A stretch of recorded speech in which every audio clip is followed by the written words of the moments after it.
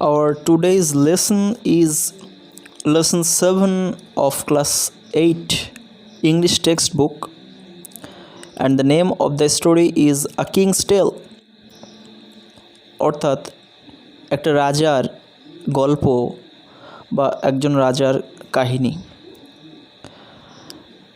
তো প্রথমে আমরা চলে যাব কোন রাজার সম্পর্কে এই গল্পটা। এটা একটা কিংবদন্তি, সেহেতু এই গল্পের কোনো লেখক নেই। যে রাজার সম্পর্কে এখানে বলা হচ্ছে সেই রাজার ব্যাপারে কয়েকটা লাইন এখানে লেখা আছে। তো চলো আমরা সেটা প্রথমে দেখে নিই। King Arthur was a king of the Britons several hundreds of years ago, অর্থাৎ রাজা আর্থার তিনি ব্রাইটনস এর রাজা ছিলেন, আর এই ব্যাপারটা কয়েক শতাব্দী বছর আগের কথা। He was a very popular and brave king, তিনি একজন খুব জনপ্রিয় এবং সাহসী রাজা ছিলেন। There are many legends about him, তার সম্পর্কে অনেক গল্প প্রচলিত আছে। The following tale is an adaptation from the ancient Arthurian legends. এই যে গল্পটা, এটা আর্থারিয়ান লেজেন্ডস, অর্থাৎ আর্থারের যে কিংবদন্তি বা প্রচলিত গল্প, সেইগুলোর থেকে এই গল্পটা তোমাদের নেওয়া হয়েছে। তো চলো আমরা শুরু করি। Many hundreds of years ago, England was ruled by a king called Arthur Pendragon. Not Arthur, this is Arthur. অনেক শতাব্দী বছর আগে ইংল্যান্ডে রাজা আর্থার পেনড্রাগন শাসন চালাতেন। ভয়েসটা চেঞ্জ করে দেওয়া, তোমরা দেখে বুঝতে পারছো। ইংল্যান্ড ওয়াজ রুলড বাই, মানে ইংল্যান্ড শাসিত হতো রাজা আর্থার পেনড্রাগনের দিয়ে বা দ্বারা। The king who was friend and protector to all his people was fair to everyone, অর্থাৎ এই যে রাজা, যিনি তার সমস্ত প্রজাদের কাছে, পিপলদের কাছে বন্ধু এবং প্রোটেক্টর, অর্থাৎ যিনি প্রোটেক্ট করেন, যিনি বাঁচান, সেই প্রোটেক্টর হিসাবে পরিচিত ছিলেন। Was fair to everyone, fair to everyone, fair মানে অ্যাকচুয়ালি ভালো, এখানে সবার কাছে সুপরিচিত তিনি ছিলেন, ভালোভাবে পরিচিত ছিলেন, তার কোনো খারাপ রিপোর্ট ছিল না এই Arthur পেনড্রাগনের। The people of Britain lived in peace and happiness, tending their flocks and tilling their fields. ব্রিটেনের জনগণ তারা শান্তিতে এবং সুখে বসবাস করত এই আর্থার পেনড্রাগনের রাজত্বে। টেন্ডিং দেয়ার ফ্লক্স, ফ্লক্স মানে হচ্ছে পাল, অর্থাৎ ভেড়ার পালকে চড়িয়ে, অ্যান্ড টিলিং দেয়ার ফিল্ডস, এবং জমি চাষ করে। ওকে, এরপরে দেখো, king Arthur Pendragon had married the beautiful lady Igraine and had a son. রাজা আর্থার পেনড্রাগন লেডি ইগ্রেইনকে বিয়ে করেছিলেন এবং তাদের একজন পুত্র সন্তান হয়। This child was the heir to the royal throne, এই শিশুটাই এয়ার মানে হচ্ছে উত্তরাধিকারী, রাজার সিংহাসনের উত্তরাধিকারী এই শিশুই। The king and the queen died soon after the baby boy was born, এই বেবি বয় অর্থাৎ বাচ্চা ছেলেটা জন্মানোর পরপরই রাজা এবং রানী দুজনে মারা যান। ইট ওয়াজ আ ডিফিকাল্ট টাইম, এটা খুব কঠিন সময় ছিল একটা, মানে বুঝতেই পারছো, ছেলেটা জন্মিয়েছে সবে আর বাবা মা মারা গেছে, যারা কিনা দেশ বা রাজ্য শাসন করবে, তারাই যদি মারা যায় তাহলে কতটা একটা অরাজক পরিস্থিতির সৃষ্টি হবে। সুতরাং many of the king's opponents were looking to seize the throne, রাজার যে বিরোধীরা ছিল, অপোনেন্টসরা বিরোধীরা ছিলেন, তারা সবাই সিংহাসনকে, থ্রোন মানে সিংহাসন, সিংহাসনকে সিজ মানে বাজেয়াপ্ত করা বা জোর করে দখল করার চেষ্টা করছিল। King Arthur Pendragon had two wise counsellors, Merlin a prophet and a magician and the brave knight sir Ulfius. King Arthur পেনড্রাগনের দুজন জ্ঞানী উপদেষ্টা, কাউন্সিলর্স মানে হচ্ছে উপদেষ্টা, মানে যারা বুদ্ধি দিয়ে সাহায্য করে। তো দুজন জ্ঞানী উপদেষ্টা ছিলেন, তাদের নাম কি, তারা কে কে? প্রথমজন হচ্ছেন মার্লিন, যিনি একজন প্রফেট অর্থাৎ নবী, বা যিনি ভবিষ্যৎবাণী করতে পারেন আর কি, ভবিষ্যৎবাণী করতে পারেন, অ্যান্ড ম্যাজিশিয়ান, এবং তিনি জাদুকরও ছিলেন। এবং এ তো গেল একজনের কথা। আর একজন কে ছিলেন উপদেষ্টার মধ্যে? The brave knight sir Ulfius, সাহসী যোদ্ধা, তার নাম হচ্ছে sir Ulfius. They were greatly trusted by the royal family. এরা দুজন, এরা রাজার পরিবারের পক্ষ থেকে খুব ট্রাস্টেড ছিল, খুব গ্রেটলি, খুব বিশ্বস্ত ছিল। When the king and the queen were no more, the two counselors made Sir Hector the trustworthy a loyal subject of the king on a cold and windy midnight. When the king and the queen were no more, অর্থাৎ রাজা এবং রানী যখন আর ছিলেন না বা মারা গেলেন, এই দুজন উপদেষ্টা আর একজন লোক স্যার হেক্টরের সঙ্গে দেখা করেছিলেন। তিনি কি একজন দ্য ট্রাস্টওয়ার্দি, বিশ্বস্ত লোক, a loyal subject of the king, রাজার একজন লয়াল সাবজেক্ট, অর্থাৎ খুবই লয়াল মানেও বিশ্বস্ত, সাবজেক্ট মানে প্রজা। রাজার একজন খুব বিশ্বস্ত প্রজা ছিলেন এই স্যার হেক্টর। তার কাছে আসলেন on a cold and Windy midnight, একটা খুব ঠান্ডা এবং ঝোড়ো মধ্যরাত্রে সেই দুজন কাউন্সিলর স্যার হেক্টরের সঙ্গে দেখা করতে আসলেন। They placed in his hands a baby wrapped in a scarlet cloak. তারা এই স্যার হেক্টরের হাতে রাখলেন, কি রাখলেন? আ বেবি, একটা বাচ্চাকে রাখলেন, যে কিনা wrapped in a scarlet cloak. Scarlet মানে হচ্ছে টকটকে লাল রঙের, ক্লোক মানে তোয়ালে। ওই বাচ্চাটা wrapped, জড়ানো ছিল টকটকে লাল একটা তোয়ালেতে। Merlin said, "We order you and your wife to bring up this child as though he were your own son." Merlin তখন বলছে যে আমরা তোমাকে আদেশ দিচ্ছি এবং তোমার বউকে আদেশ দিচ্ছি যে ব্রিং আপ মানে রিয়ার, পালন করা, প্রতিপালন করা, মানে এই বাচ্চাটিকে তোমাদের ওন সান, নিজেদের সন্তানের মতো করে লালন পালন করতে হবে। The boy is to be called Arthur, এই ছেলেটাকে আর্থার নামে ডাকা হবে। Sir Ulfius said, sir Ulfius বললেন। Sir Hector being a true knight asked no questions and promise to obey his late king's counsellors. Sir Hector যেহেতু তিনি একজন being মানে হওয়াই, কি হওয়াই? আর ট্রু নাইট, একটা বিশ্বস্ত যোদ্ধা ছিলেন রাজার, সুতরাং আস্কড নো কোশ্চেন্স, কোনো প্রশ্নই করলেন না। And promised to obey his late king's counsellors, late king's গত হওয়া, মৃত রাজার উপদেষ্টাদের মেনে চলার প্রতিজ্ঞা করলেন। ওবে মেনে চলার, প্রমিস প্রতিজ্ঞা করলেন। As Merlin and sir Ulfius had feared, trouble broke out in Britain after the passing away of the king. Trouble broke out in Britain, ব্রিটেনে সমস্যা ঘনিয়ে আসলো রাজা মারা যাওয়ার পরে। যেমনটা as Merlin and sir Ulfius had feared, যেমনটা মার্লিন এবং স্যার উলফিয়াস ভয় করেছিলেন, বা যে ভয়টা ছিল সেটাই হলো। The barons were fighting among themselves and plotting to capture the throne. এই যে ব্যারন্সরা, অভিজাত বর্গরা, তারা কি ফাইটিং অ্যামং দেমসেলভস, তারা নিজেদের মধ্যে ফাইটিং, যুদ্ধ করছিল। And plotting to capture the thrown, এবং সিংহাসন অধিকার করা বা দখল করার জন্যে প্লটিং মানে ষড়যন্ত্র করছিল তারা। Britain was in the grip of lawlessness, Britain lawlessness অর্থাৎ আইন ভঙ্গ অবস্থার কবলে ছিল ব্রিটেন। গ্রিপ মানে কবল, আর ললেসনেস মানে হচ্ছে বেআইনি বা আইনবিহীন অবস্থায় ছিল Britain.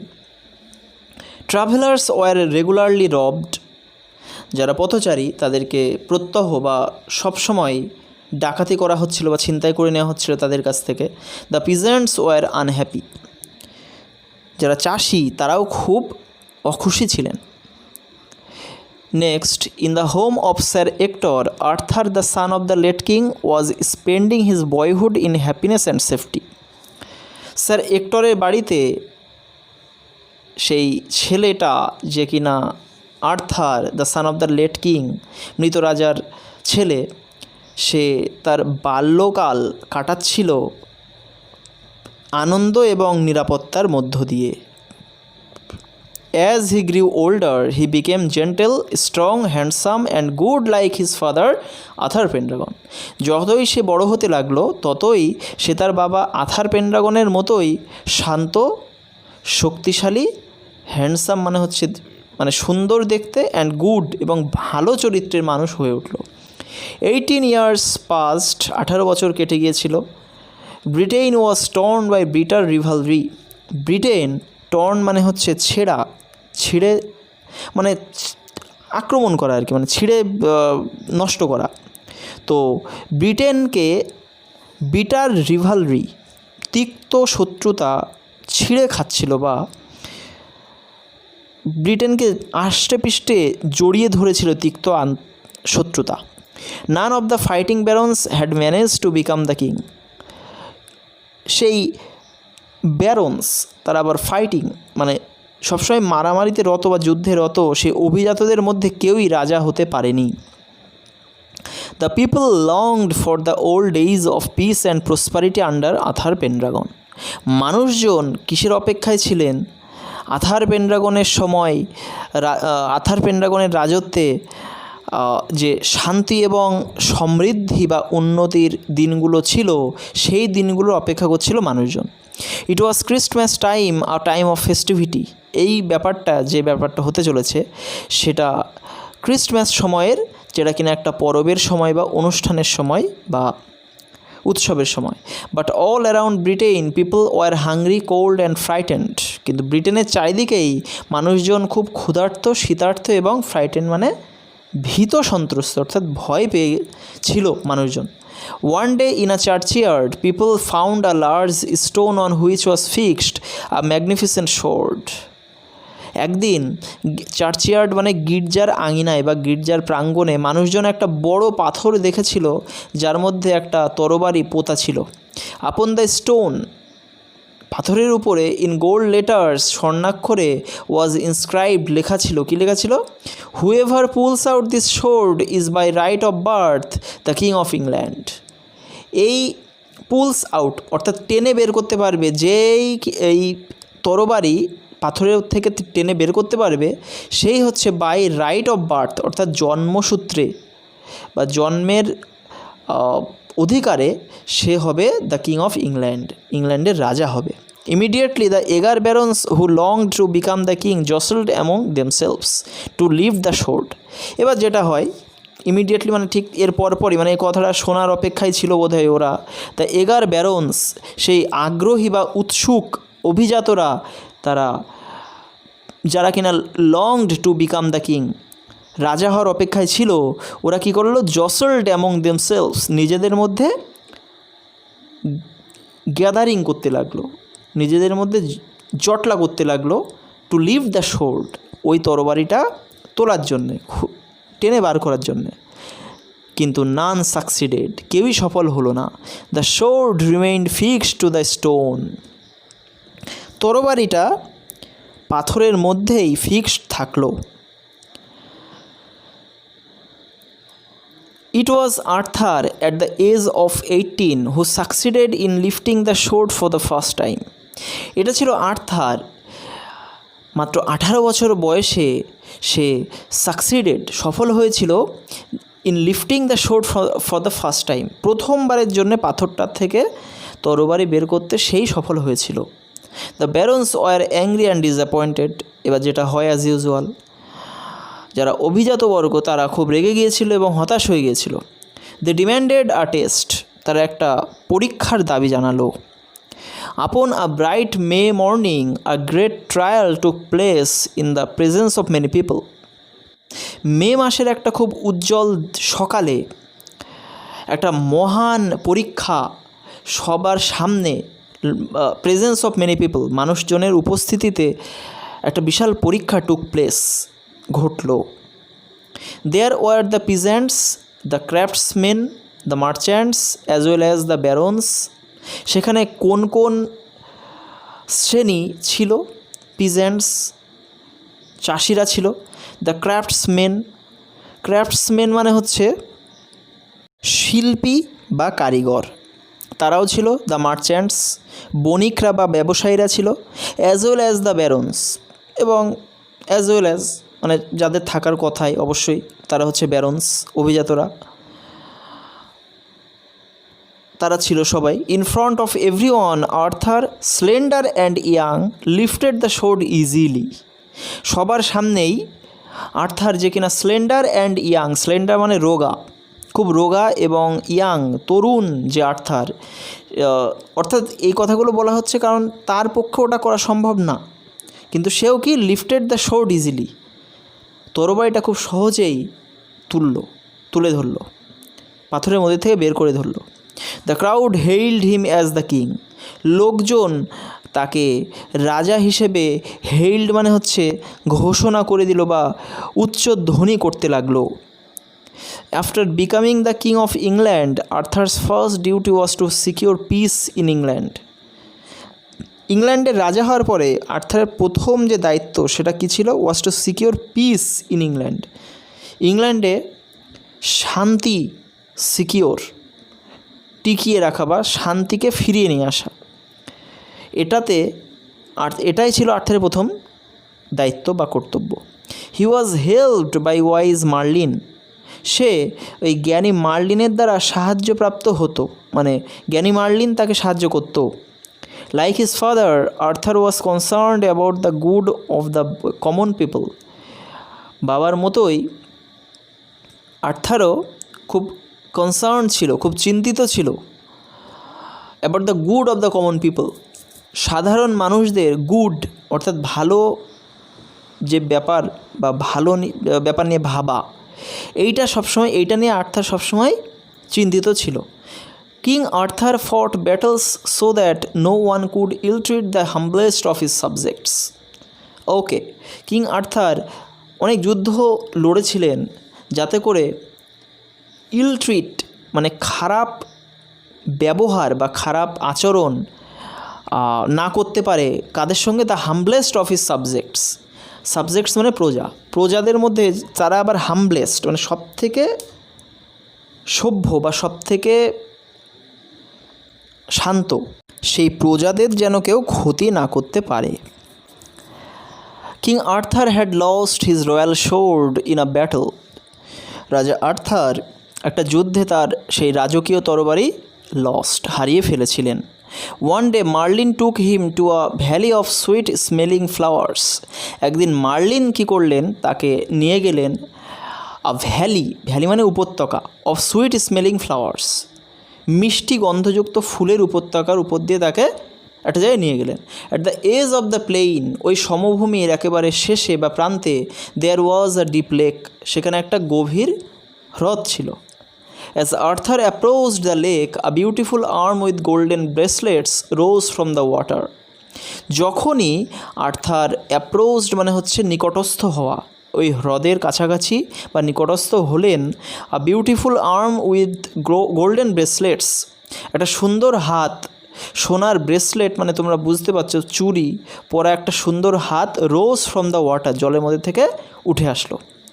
The hand held a sword set with rubies and emeralds. এই হাতটা হেল্ড আ সোর্ড, একটা তরবারিকে ধরে রেখেছিল, যেটা কিনা সেট উইথ রুবিস অ্যান্ড এমিরাল্ডস। রুবি মানে হচ্ছে চুনি, অ্যান্ড এমিরাল্ডস মানে পান্না। চুনি এবং পান্না খুব দামি দুটো রত্ন, সেই রত্নে খচিত ছিল ওই তরবারিটা, যেটা কিনা হাতটা তুলে নিয়ে এসেছিল। This is the Excalibur, Merlin said. Merlin বললেন যে এটাই হচ্ছে Excalibur. Only an honest and fearless knight who protects the common people can possess this sword. একমাত্র একজন সৎ এবং ভয়হীন যোদ্ধা, যিনি তার রাজ্যের সাধারণ জনগণকে প্রোটেক্টস অর্থাৎ নিরাপত্তা দান করেন, তিনিই একমাত্র এই সোর্ডটা পেতে পারেন। King Arthur accepted the enchanted sword from the mysterious hand appearing from the depths of the lake. রাজা আর্থার সেই এনচ্যান্টেড সোর্ড, এনচ্যান্টেড মানে ভুতুড়ে তরবারিটা গ্রহণ করে নিলেন ওই মিস্টেরিয়াস হ্যান্ড মানে রহস্যময় হাতের থেকে, যেটা কিনা ডেপথস অব দ্য লেক হ্রদের একেবারে গভীর থেকে হাজির হয়েছিল। I shall never use this magic sword for any personal benefit, king Arthur declared. রাজা আর্থার ঘোষণা করে দিলেন যে আমি এই তরবারিটা কোনো ব্যক্তিগত স্বার্থে বা সুবিধার জন্য ব্যবহার করব না। King Arthur could gift piece and prosperity to England. রাজা আর্থার ইংল্যান্ডকে শান্তি এবং সমৃদ্ধি দিতে পেরেছিলেন। The greedy barons were unhappy with King Arthur because he was gentle and just. লোভী বা স্বার্থপর অভিজাত বর্গের লোকেরা তারা রাজা আর্থারের সঙ্গে খুব অখুশি ছিল, কারণ রাজা আর্থার কি ওয়াজ জেন্টল, তিনি খুব শান্ত ছিলেন, এবং জাস্ট মানে সাধু ব্যক্তি বা সৎ ব্যক্তি ছিলেন। He married the beautiful lady Guinevere, daughter of the King of Cornwall. কর্নওয়ালের রাজার মেয়ে গুইনিভারের সঙ্গে, গুইনিভার যিনি একজন নাম ছিল লেডি গুইনিভার, তিনি একজন বিউটিফুল খুব সুন্দরী মহিলা, তো আর্থার তাকে বিয়ে করেছিলেন। On the wedding day, Merlin took him to a richly gilded pavilion painted crimson and dark blue. বিয়ের দিনেই মার্লিন তাকে নিয়ে গিয়েছিলেন to a richly gilded pavilion. Richly gilded মানে খুব সমৃদ্ধভাবে বা জমকালোভাবে, রিচলি। আর গিল্ডেড প্যাভিলিয়ন, গিল্ডেড মানে হচ্ছে স্বর্ণমণ্ডিত বা খুব চকচকে করে তৈরি করা। প্যাভিলিয়ন মানে একটা নির্দিষ্ট জায়গা, খোলা জায়গা, প্যাভিলিয়ন। তো সেখানে নিয়ে গিয়েছিল, সেটা কি painted crimson and dark blue, যে জায়গাটা রং করা ছিল কেমন, ক্রিমসন টকটকে লাল রং করা ছিল, এবং ডার্ক ব্লু এবং খুব টকটকে নীল, লাল এবং নীলে আঁকা ছিল ওই জায়গাটা, প্যাভিলিয়ন। সেখানে পটমণ্ডপ, অ্যাকচুয়ালি প্যাভিলিয়ন, তো সেই প্যাভিলিয়ন বা পটমণ্ডপে তাকে নিয়ে গিয়েছিলেন। দ্য ফ্লোর ওয়াজ মার্বেলড, মেঝেটা মার্বেল পাথরে খোদাই করা ছিল। In the middle of the room was a huge round oak table richly carved capable of seating 50 people. একদম মাঝখানে অফ দ্য রুম, ওই ঘরের মাঝখানে একটা বিশাল বড় রাউন্ড মানে গোল ওক টেবিল ছিল, ওক গাছের টেবিল ছিল, রিচলি কার্ভড, যেটা কিনা খুব রিচলি মানে খুব সুন্দরভাবে জমকালোভাবে কার্ভড অঙ্কিত ছিল। ক্যাপাবল অফ সিটিং 50 পিপল, যে জায়গাটায়, যে টেবিলে 50 জন বসার ক্ষমতা ছিল। This was the famous round table around which gathered king Arthur's devoted knights. এই ছিল সেই গোল টেবিল যেখানে রাজা আর্থারের ডিভোটেড নাইটস, ডিভোটেড কথার অর্থ অনুগত যোদ্ধারা, ডিভোটেড অনুগত যোদ্ধারা কি তারা গ্যাদার্ড জড়ো হতেন।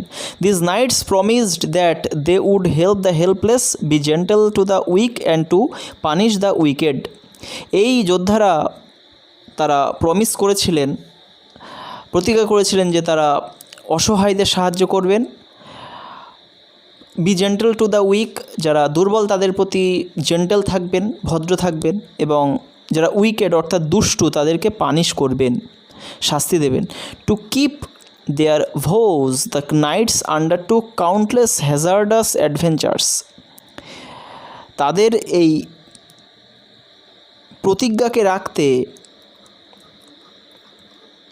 দ্য নাইটস আন্ডারটুক, মানে যোদ্ধারা বেছে নিয়েছিলেন কাউন্টলেস, মানে অগুন্তি হ্যাজার্ডাস অ্যাডভেঞ্চার্স, মানে বিপদে পরিপূর্ণ সব অভিযান তারা গ্রহণ করেছিলেন। The stories of their goodness and kindness spread through out the country, তাদের এই ভালো গুডনেস মানে সততা এবং দয়ালু মনোভাবের গল্প বা সংবাদ সমস্ত দেশে ছড়িয়ে পড়ল। King Arthur ruled for many happy years and গ্রিউ old with time, রাজা আর্থার অনেক বছর শাসন করার পরে বয়স্ক হয়ে গেলেন সময়ের সঙ্গে সঙ্গে। Many of his trusted knights had perished during their adventures, তাদের অনেক নাইটস যোদ্ধা had perished during their adventures, অর্থাৎ অভিযান চলাকালীন তারা পেরিশড মানে মারা গিয়েছিলেন। The king gave his magic sword the Excalibur to a trusted knight, রাজা তার সেই জাদুকরী তরবারি এক্সক্যালিভারটা একটা ট্রাস্টেড নাইট বিশ্বস্ত যোদ্ধাকে দিয়ে দিয়েছিলেন। At the king's command the knight threw the sword into the lake amid the plain of the sweet smelling flowers, সেই সুইট স্মেলিং ফ্লাওয়ার্স মিষ্টি গন্ধযুক্ত ফুলের সমভূমির মধ্য দিয়ে গিয়ে সেই যোদ্ধাটা তরবারিটা হ্রদের জলে ছুঁড়ে ফেলে দিয়েছিলেন। A beautiful arm rose from the lake, caught the sword and disappeared into the green depths of water. একটা সুন্দর হাত আবারও উঠে এসেছিল হ্রদের মধ্যে থেকে। caught the sword, তরবারিটা মানে আঁকড়ে ধরেছিল, এবং disappeared মানে ভ্যানিশ হয়ে গিয়েছিল, অদৃশ্য হয়ে গিয়েছিল। গ্রিন ডেপথস অফ ওয়াটার, জলের সবুজ গভীরে ডুবে গিয়েছিল। The knights came back and told the king what had happened, ওই যোদ্ধাটা ফিরে এসে রাজাকে বলেছিলেন যে কী ঘটেছিল। কিং আর্থার স্মাইল্ড, রাজা হাসলেন। He instructed his people to put him on a barge, তিনি তার জনগণদের প্রজাদেরকে বললেন to put him on a barge, তাকে একটা বার্স মানে বজরা বা আনন্দের তরী বা আনন্দের নৌকাতে তাকে রাখতে বললেন। It was the hour of twilight, এটা ছিল টুইলাইট অর্থাৎ গোধূলি। টুইলাইট কথার অর্থ গোধূলি। With tearful eyes everyone bade goodbye to the old king as the barge sailed with him towards the setting sun, সবাই চোখে জল নিয়ে, টিয়ারফুল আইজ অশ্রু ভারাক্রান্ত চোখ নিয়ে, এভরিওয়ান বেড গুড বাই সবাই বিদায় জানিয়েছিলেন টু দ্য ওল্ড কিং বৃদ্ধ রাজাকে, as the barge sailed with him towards the setting sun, অস্তগামী সূর্যের দিকে যখন সেই বার্ডসটা অর্থাৎ প্রমোদ তরীটা রাজাকে নিয়ে সেইলড মানে যাত্রা শুরু করেছিল। তো এখানেই গল্পটা শেষ হলো। অবশ্যই জানিও কেমন লাগলো, ভালো লাগলে অবশ্যই লাইক, কমেন্ট এবং শেয়ার করো। আর তুমি যদি আমার চ্যানেলে প্রথমবার ভিজিট করে থাকো তাহলে অবশ্যই প্লিজ চ্যানেলটাকে সাবস্ক্রাইব করে পাশে থাকা বেল আইকনটি প্রেস করে দিও, যাতে পরবর্তী গুরুত্বপূর্ণ ভিডিও তুমি সবার আগে পেয়ে যেতে পারো। থ্যাঙ্কস।